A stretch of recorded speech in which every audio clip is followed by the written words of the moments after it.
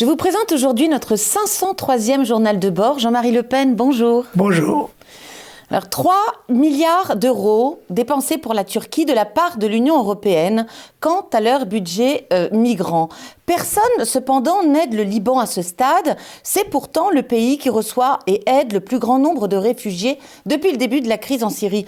Qu'en pensez-vous? Pour quelles raisons, à votre avis? C'est surtout pour empêcher que les migrants ne passent par la Turquie. C'est une espèce de rançon que l'on verse à M. Erdogan pour que ces frontières de sortie soient surveillées, parce qu'une grande partie du flux migratoire de Proche-Orient et Moyen-Orient passait par la Turquie. Et toujours d'ailleurs. Et oui, c'est un instrument de chantage permanent.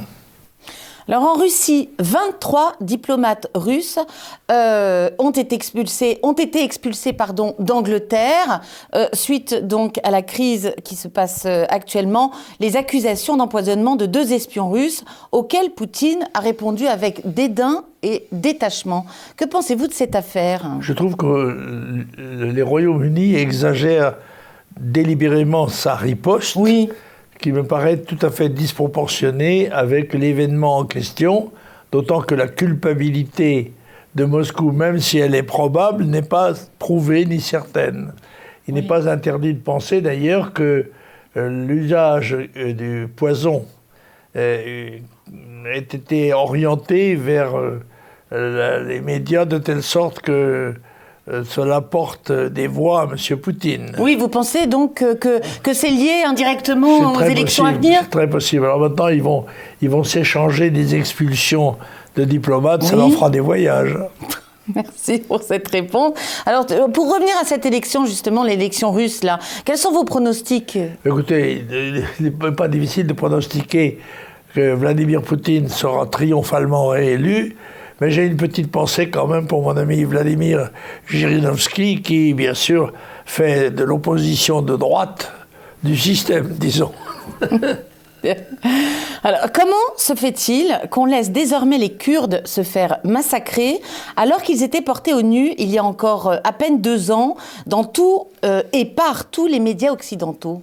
Oui, c'est ce que le général de Gaulle appelait l'Orient compliqué. C'était pas simple, en effet, car la question kurde touche de près au rapport avec la Turquie. Et par conséquent, quand on veut se ménager ou qu'on veut ménager la Turquie, on est obligé d'être indifférent au sort des Kurdes. Bien qu'on les ait propulsés sur le front, si j'ose dire, en un certain temps, c'est un peuple malheureux et déchiré, et auquel va notre sympathie, bien sûr. Alors, 13 000 naissances par an à Mayotte. Les habitants de Mayotte se rebellent. Le chef du gouvernement des Comores s'énerve aussi de son côté. À quoi tout cela risque-t-il d'aboutir, selon vous, Président? Écoutez, ce que j'ai dit hier à l'émission d'Antenne 2, où j'étais exceptionnellement invité, comme invité surprise, sans surprise d'ailleurs, parce que l'information avait été délibérément fuitée sans doute par la chaîne elle-même, et Mayotte est un microcosme pour nous. J'ai dit que c'était un kéros. Le kéros, c'était ce clin d'œil que donnent les dieux aux humains pour les avertir des dangers qui les menacent.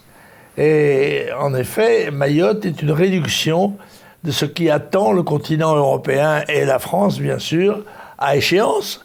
Mais on sait que le torrent migratoire est en train de se gonfler d'une façon presque irréversible, et que par conséquent, la situation que l'on connaît à Mayotte et qui est pratiquement hors contrôle se produira dans notre pays si nous ne faisons pas ce qu'il faut, en particulier suppression de toutes les voies d'accès largement ouvertes depuis des décennies, à savoir le droit d'asile, le droit du sol, le droit de regroupement familial, doivent être bloqués maintenant. Ce ne sera pas fait, puisqu'aussi bien M. Macron a invité tous les ressortissants humains qui se sentent en danger à se réfugier en France si besoin est. Bon, par conséquent, on peut s'attendre à une vague déferlante, d'autant que, on le sait, nous ne pouvons pas les expulser, nous n'avons pas les moyens matériels et diplomatiques pour les renvoyer dans leur pays. Alors, la statistique se nourrit simplement du renvoi des Roms, parce que c'est en Europe et on en envoie en Roumanie. En Roumanie, on accepte nos avions. Alors, Philippe de Villiers mentionne la mort programmée du Puy du Fou lorsqu'il évoque un arrêté qui déglingue totalement le système de bénévolat qui a fait le succès de ces spectacles. À votre avis, est-ce voulu ? Oh, je pense que oui. Le Puy du Fou était un très grand succès. Donc oui, il faut, numéro 1 mondial. Il est vrai féliciter Philippe de Villiers et tous ceux qui participent à cette évocation historique sans précédent. Et je pense que c'est cela qui est visé par des bureaucrates ou à travers la bureaucratie destinée à déséquilibrer financièrement l'institution et peut-être d'ailleurs l'orienter vers ce que Philippe de Villiers appelle sa mort programmée. De toutes mes forces, j'espère qu'il en sera autrement. Les retraités étaient dans la rue hier. A-t-on inventé, selon vous, le racisme anti-vieux ? Oui, la population des personnes âgées ne cesse d'augmenter, ce qui n'est pas un signe de force, d'ailleurs, même si certains, comme moi, en profitent, bien sûr. Mais c'est vrai que les dispositions qui ont été prises, notamment sur le cas de la CSG, sont pour beaucoup de retraités une violence qui leur est faite sur le plan financier, et bien souvent on va diminuer leurs possibilités. Et qu'ils soient dans la rue, c'est assez remarquable parce que ce sont des populations qui n'ont pas l'habitude de se manifester publiquement. Et ça, c'est un signe auquel M. Macron devrait faire attention, parce que les vieux, les personnes âgées, comme on dit gentiment, sont de plus en plus nombreux dans notre pays. Par conséquent, ils seront électoralement de plus en plus pesants. Mais alors, le gouvernement leur demande d'être compréhensif quant à l'effort qui leur est demandé. Ben c'est quand même extraordinaire. Ben voyons, c'est ça. C'est exactement comme dans l'expression « au-delà de là que je m'y mette ». Bien. Alors, Rassemblement National, le nouveau nom remplaçant celui du Front National. C'est du déjà-vu, ça on le sait. Selon vous, est-ce une forme d'amateurisme ou bien était-ce voulu ?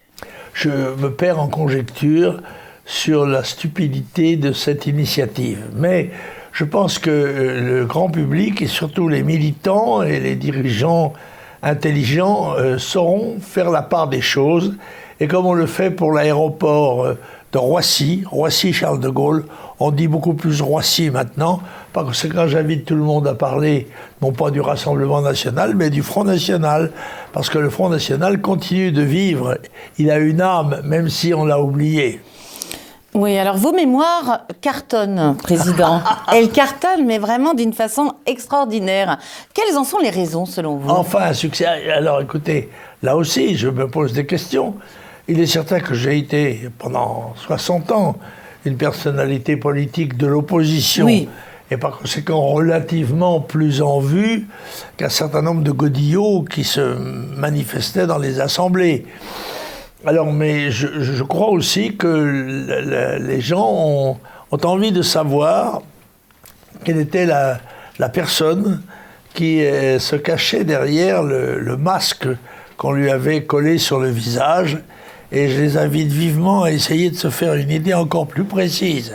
D'autant que nous aurons un deuxième tome qui, lui, alors, couvrira la période de vie du Front National qui n'est pas aventure qui n'est pas encore terminée et que je puis encore commenter pourvu que Dieu me prête vie. N'en doutons pas. Alors, quels sont vos prochains rendez-vous importants, Président ? Vous en avez 2 ce week-end. Une signature qui est programmée ? Oui, il y a une signature de plus. Alors, je cherche un doigtier, d'ailleurs, parce que l'autre jour, je suis resté 7 heures assis sur la chaise sans pouvoir me lever et j'avais à la fin mal au doigt. Oui. Alors, on m'a dit, il faut faire attention parce que c'est une affection qui touche les gens qui ont de grands succès littéraires. Alors, je me prépare pour l'avoir. Je fais donc une signature. Oui. Et puis, bien sûr, je serai dimanche après-midi au cimetière Montmartre pour déposer une gerbe sur la tombe de notre ami François Duprat, qui fut assassiné il y a 40 ans. J'espère que quelques amis se joindront à moi dans cette circonstance. Et je salue Madame Duprat, Laurence Duprat et ses amis. Merci infiniment, cher Président. Alors nous nous retrouverons la semaine prochaine. La semaine prochaine.